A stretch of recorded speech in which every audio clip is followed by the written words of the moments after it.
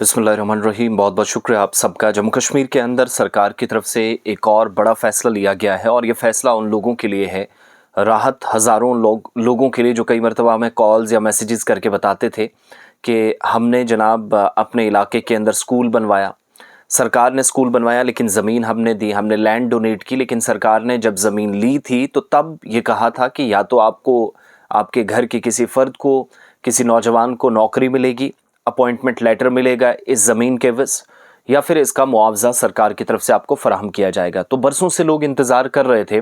मुख्तलिफ़ इलाकों से शिकायतें मौसूल हुई कि सरकार ने वादा तो किया लेकिन ये वादा आज तक वफ़ा नहीं हुआ है। इस सिलसिले में वज़ीर तालीम जम्मू कश्मीर सकीना इत्तू की जानिब से तफसीलात तलब कर ली गई हैं और एक हफ़्ते के अंदर रिपोर्ट मांगी गई है उन तमाम मुतलकीन से, इदारों से, ज़िम्मेदारान से जिन जिन इलाकों के अंदर स्कूल बने और लोगों से ज़मीन इसके लिए ली गई। और इस सिलसिले में बाज़ाब्ता तौर पर एक शॉर्ट स्पैन ऑफ टाइम या बहुत कम वक्त दिया गया है। सरकार ने, अब आप कह सकते हैं कि पिछले एक महीने में जितने बड़े फ़ैसले लिए गए उनमें से एक ये भी बड़ा फ़ैसला है। जिन स्कूलों को मुख्तलिफ़ इलाकों के अंदर बनाया गया, तामीर किया गया, तामीर यकीनी हुई, लेकिन इसके बदले जो अपॉइंटमेंट या कंपनसेशन दिया जाना था अभी तक नहीं मिला, उनकी तफसीलात मांगी गई। एजुकेशन मिनिस्टर सकीना इत्तू की जानिब से ऐसे सारे केसेस जो हैं वो कंसर्न्ड अथॉरिटी से सिर्फ एक हफ्ते का वक्त देकर लिए हैं।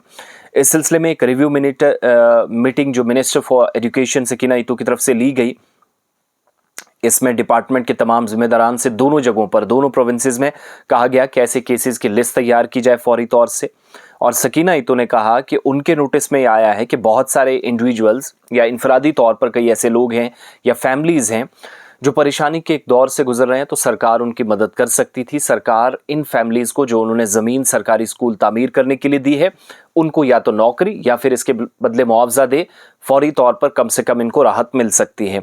लेकिन आज तक कई लोगों को इस तरीके से ना राहत मिली है, ना कंपनसेशन दिया गया, ना इनको मुआवजा मिला और ना ही इनको नौकरी किसी तरीके से दी गई।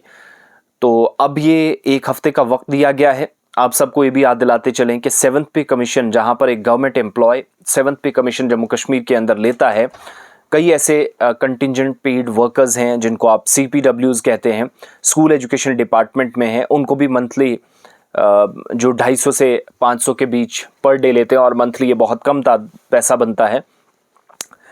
मैक्सिमम CPWs, ये कंटिजेंट पेड वर्कर्स जिनको आप कहते हैं, इन्होंने ही ज़मीनें अलग अलग हिस्सों के अंदर दी है। तो मैक्सिमम जो CPWs, उनसे हमारी गुफ्तगू भी हुई।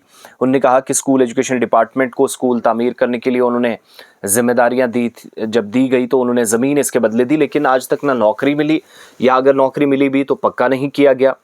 किसी ने 1996 में किसी बयान में, कोई 2004 और 2003 से ज़मीन देता आया है, मगर आज तक वादा वफ़ा नहीं हुआ। अब जिनके साथ वादा वफ़ा नहीं हुआ था उनके लिए सरकार ने फौरी तौर पर काम शुरू किया और न सिर्फ स्कूलों के, बल्कि हमारी इतलात है आइंदा दिनों में PHE के जो वाटर टैंक्स बनाए गए, वाटर रिजर्वायर्स बनाए गए, बाकी इमारतें बनी, बिल्डिंग्स बनी, मैरिज हॉल कहीं पर बना, या इसी तरीके से कोई कॉलेज बनाने की तैयारी है, तो जिस शख्स ने ज़मीन दी है उसका अगर कोई पेंडिंग केस है वो सारे नोटिस में लिए गए हैं।